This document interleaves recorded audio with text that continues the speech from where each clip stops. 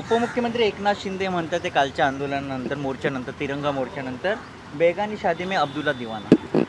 मुळामध्ये गद्दार उपमुख्यमंत्री एकनाथ शिंदे, तुमचं पहिलं बघा, तुमच्या ताटात पडलेलं गाढव काढा. मुळात आता तुम्हालाच घरचा रस्ता ही भाजप धावणार आहे लवकरच. भाजपनं तुमची आता तिरडी मारण्याचं काम सुरू केलेलं आहे. त्याच्यामुळं तुमच्यात काय चाललंय तुम्ही बघा, आमच्यात वाकून बघायला जाऊ नका.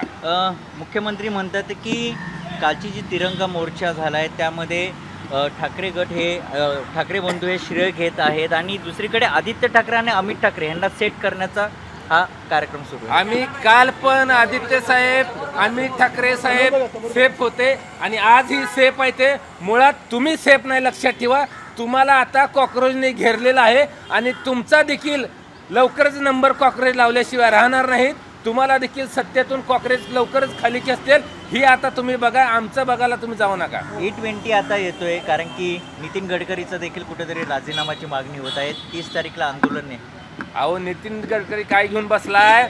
या गद्दारी करून, धोका देऊन, ईडी CBIच्या माध्यमातून या महाराष्ट्राला आणि देशाला या भाजप सरकारनं अति छळलेला आहे, त्रास दिलाय.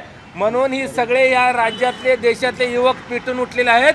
संपूर्ण भाजप सरकार देशात या खाली खेचल्याशिवाय या देशातला युवक आता शांत बसणार नाही.